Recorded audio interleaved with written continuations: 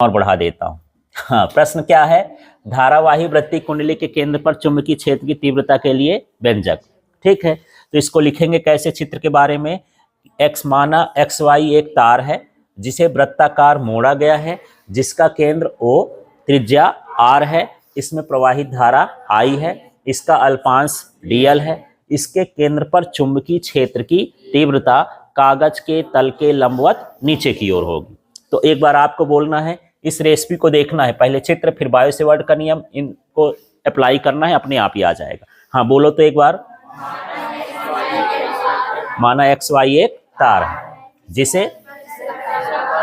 जिसे वृत्ताकार मोड़ा गया है, इसका केंद्र O, त्रिज्या R, अल्पांश की लंबाई dl है, तो ठीक, और प्रवाहित धारा I है, केंद्र पर चुंबकीय क्षेत्र तीव्रता कागज के तल के लंबवत नीचे की ओर होगी। ठीक है, क्लियर हो गया। अब इतना लिखने के बाद आपको सीधे यहां पर क्या करना है, यह चित्र का काम खत्म हो गया, लिखोगे बायो सेवर्ट के नियम से। तो इस सूत्र को लगाते हैं, यहां पर मैं लिख देता हूं, ये लिख दिया dB equal to mu not upon 4 pi, और ये हो जाएगा IDL, और यहाँ साइन थीटा की जगह लिख देंगे साइन 90 बराबर क्या हो गया R स्क्वायर, है ना, बटे में R स्क्वायर। तो यहाँ पर जो साइन 90 है क्यों लिखे हैं, क्योंकि जो कोण होता है अल्पांश और इसके बीच का होता है, तो जो त्रिज्या होती है और यहाँ जो अल्पांश है, तो एक त्रिज्या हो गई और एक क्या हो गई स्पर्श रेखा। त्रिज्या और स्पर्श रेखा के बीच का कोण कितना होता है 90, इसलिए वहाँ साइन 90 लिख देंगे। अब अगले स्टेप में साइन 90 को हटा देना है, क्योंकि साइन 90 का मान कितना होता है 1 होता है, तो ये क्या बचेगा IDL अपॉन क्या हो गया R स्क्वायर। साइन 90 का मान कितना हो गया 1 हो गया। ठीक है, इसके बाद यहाँ पर हम निकालेंगे केंद्र पर कुल चुंबकीय क्षेत्र की तीव्रता। यहाँ पर अब क्या हो जाएगा, केंद्र पर हाँ कुल चुंबकीय क्षेत्र की तीव्रता। तो जब कुल निकालेंगे तो अब dB नहीं लिखेंगे, अब सिर्फ क्या लिखेंगे, यहाँ पर B लिख देंगे बराबर, अब समझना, म्यू नॉट अपॉन 4 पाई और यहाँ I अपॉन R स्क्वायर, इतना अलग कर लिए, है ना। टुकड़ा कौन था dl, उसी के सामने क्या लग जाएगा समाकलन, और ये क्या हो जाएगा dl।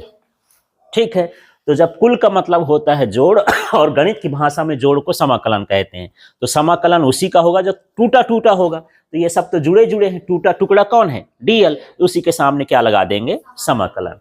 अब देखो, यदि ये छोटे छोटे टुकड़े हैं तो ये वृत्त ना है, तो यदि मैं छोटे छोटे टुकड़े को जोड़ते जाऊं तो ये परिधि बन जाएगी। तो वृत्त की परिधि का सूत्र 2 पाई r, मतलब समाकलन dl के स्थान पर क्या लिख सकते हो 2 पाई r।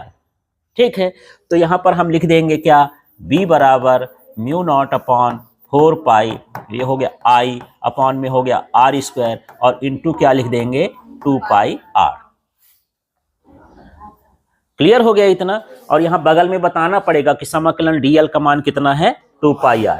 अब इसमें जो कटने लायक हो काट देते हैं यार, तो देख लेना, ये 1 से 1 r कट गया, ठीक है, ये पाई से पाई कट गया, और ये 2 दूनी कितना हो गया 4 हो गया। अब जो बच रहा है उसको नीचे लिख देंगे, तो क्या हो जाएगा b बराबर म्यू नॉट I, ऊपर यही बचा और कुछ बच रहा है, हाँ नीचे देखें 2 बचा, 2 ठो r था तो 1 ठो r बच गया, तो कितना आया 2r, ये आ गया।